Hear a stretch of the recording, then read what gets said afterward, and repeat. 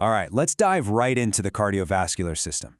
In this explainer, we are going to cover everything you absolutely need to know, not just for your exams, but for safe and really effective clinical practice.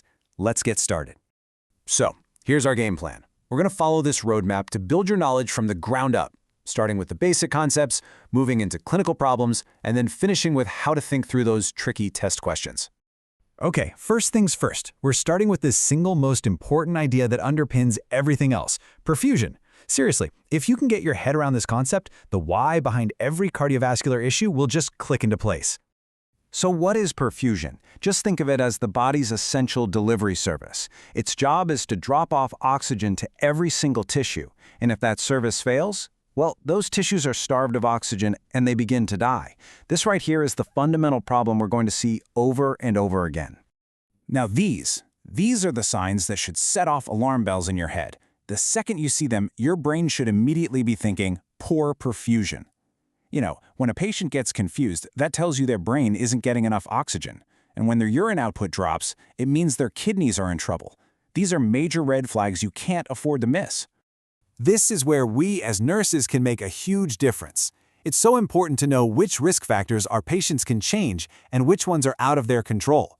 Our main job here is to teach and empower them to take charge of those modifiable factors, things like their diet and their blood pressure, to hopefully prevent or at least slow down the disease process. Remember ADPE? Well, this is your safety net. This systematic process is what keeps you on track and ensures you provide safe, effective care for any patient with a cardiovascular problem. It walks you right through from your first assessment to checking if what you did actually worked. Okay, so let's move on to our first big clinical application. We're going to see how poor perfusion shows up as coronary artery disease. You can think of this as a problem with the heart's plumbing system. This image really shows us the core problem of CAD, which is atherosclerosis. See how that plaque builds up inside the arteries? It makes the passageway for blood narrower and narrower. It's kind of like a pipe getting clogged up over many years. Eventually, not enough blood can squeeze through to the heart muscle, and that's exactly when the trouble starts. You have got to know the difference here. Stable angina, that's a chronic issue. The pain is predictable, it happens with exertion, and it goes away with rest. Unstable angina, on the other hand, is a full-blown medical emergency. The pain is unpredictable, it can happen even at rest, and it's a huge sign that a heart attack is likely on its way. The ECG basically tells us a story.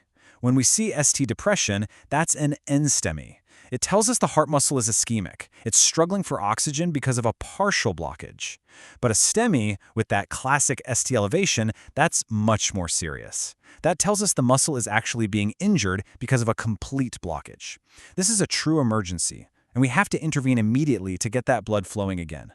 Time is muscle. This is so much more than just a catchy phrase. It's the absolute truth in cardiology. For every single minute that a coronary artery is blocked, more heart muscle dies. Our response time can literally be the difference between a full recovery and permanent heart damage. Now, we all learned the MONA acronym to guide our first moves, but this is where you have to think critically. For instance, we only give oxygen if the patient's saturation is actually low, because too much can do more harm than good. Aspirin is crucial to stop more clots from forming, and nitroglycerin helps open up those blood vessels to improve flow. So what happens when the heart muscle has been permanently damaged and it just can't pump like it's supposed to? Well, that leads to heart failure. This is really a problem of an inefficient pump. All right, here's a super simple memory trick you're going to love for telling these two apart. For left-sided failure, the blood backs up into the lungs. Just think L for left and lungs. That's why you get all the respiratory symptoms. For right-sided failure, the blood backs up into the rest of the body. Think R for right and rest. And that's why you see things like swelling in the legs and JVD. It's a simple trick, but trust me, it works. For your exams, burn this into your brain. A sudden weight gain of over 2 kilograms in 2 days, or hearing new crackles in the lungs. These are hallmark signs that heart failure is getting worse and you need to act fast. And remember that daily weight is the single best way to track their fluid status.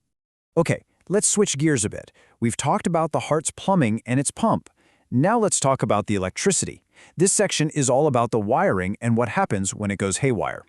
Your decision-making here is actually pretty straightforward. It all boils down to one question. Is the patient stable or unstable? If the rhythm is causing a perfusion problem, they have low blood pressure, they're dizzy, they are unstable. We can't wait for meds to work, we use electricity. But if they're stable, their blood pressure's okay, they're alert, then we have time to try medications first. And now it's time for pharmacology. These are the must-know medications. Pay really close attention to these nursing notes, because this is where the test questions live. It's all about how to give these meds safely. This is non-negotiable for patient safety, and it's a guaranteed test topic.